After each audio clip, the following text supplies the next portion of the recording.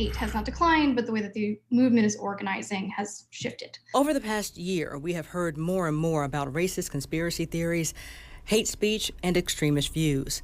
On January 6th, it all came to a head with the deadly siege on the U.S. Capitol. Are prejudice, bias, and racism increasing? Well, not necessarily, according to Cassie Miller. She's a senior research analyst with the Southern Poverty Law Center. She says groups are changing their strategy, which includes technology and social media. People who are organizing on the 6th organize predominantly on places like Facebook and Twitter.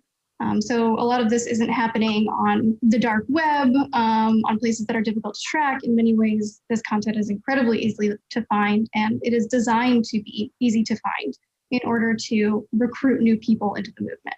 In Mississippi, which has a long history of bloody fights for civil rights and loud cries for racial justice, there's a surprisingly low number of identified and organized hate groups that are recognized by SPLC. There were 9 hate groups in Mississippi in 2020, which is a pretty steep decline from the numbers that we've seen in the past. Just 10 years ago, there were 41 hate groups that were active in Mississippi. This is the hate map that's listed on the Southern Poverty Law Center's website.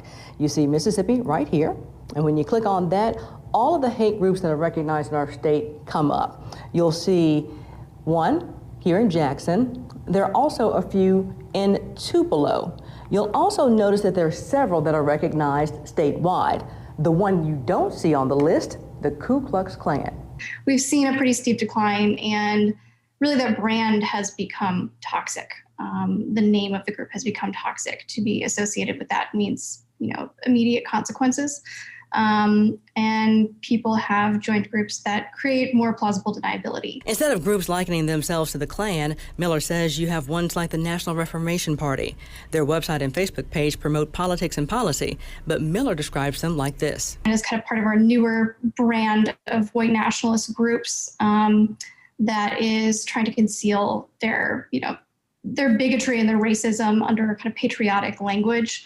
And not necessarily using overtly racist language in a number of ways. So Mississippi's low number of hate groups is shocking, not only because of our state's racist history, but it's the lowest when compared to neighboring states.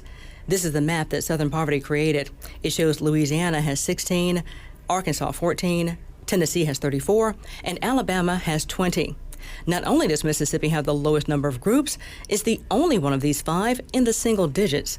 However, we must remember this is a state that saw bitter debate over removing the Confederate battle emblem from the state flag. It's something that finally happened last summer after it flew for more than 125 years.